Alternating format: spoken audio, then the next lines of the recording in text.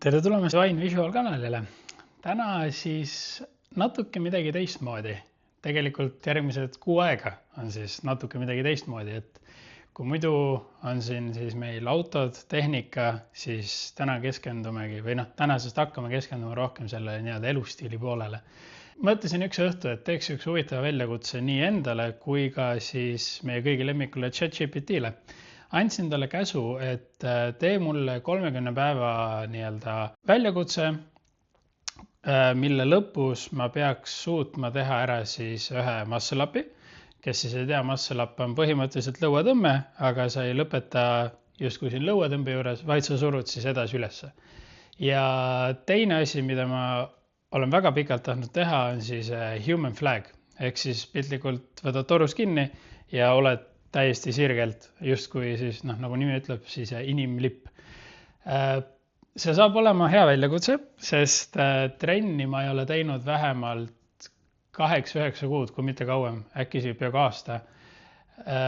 Veits on kõhtu ette tulnud, kindlasti ei ole käed on nii tugevad.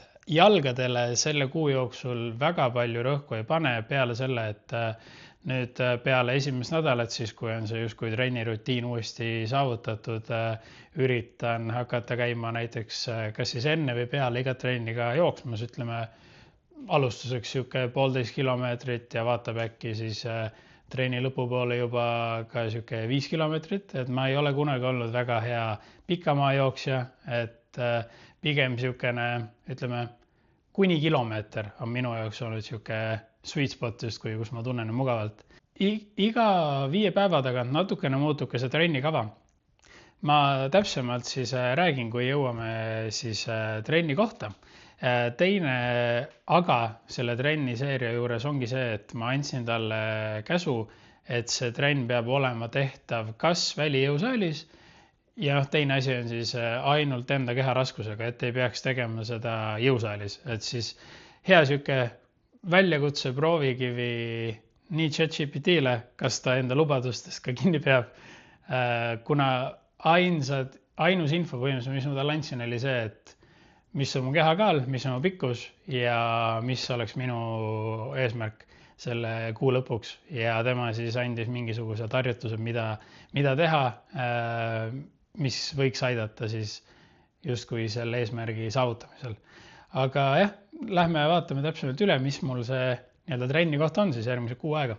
No nii, ja see siis ongi see koht, kus ma nüüd järgmised siis 30 päeva proovin seda väljakutset läbi viia.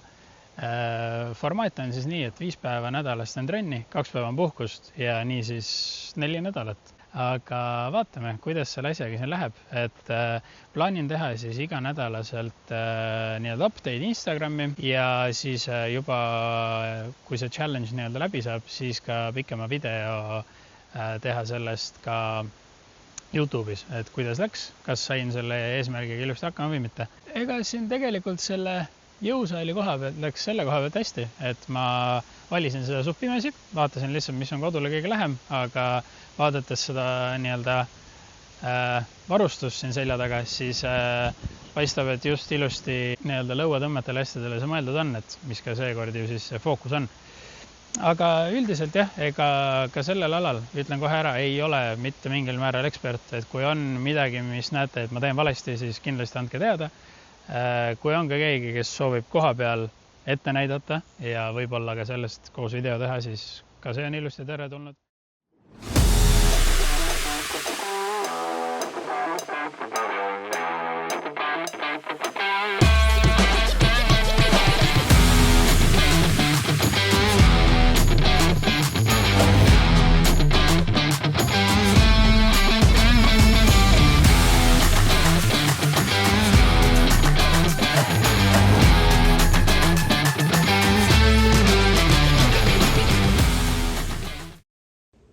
Nii, esimene tehtud mitmest.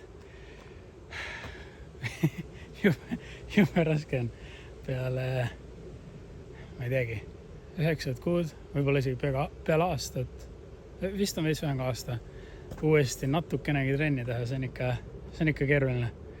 Aga samas ka mõnus, ses suhtes energiat tuleb kuskilt, kuigi loogika just ütleks, et seda kulub, aga kõik, kes trennis käivad, kindlasti teavad, et see on siuke omamoodi huvitav ja siuke isegi veits värskendav tunne, eriti kui siin vabas õhus seda teha.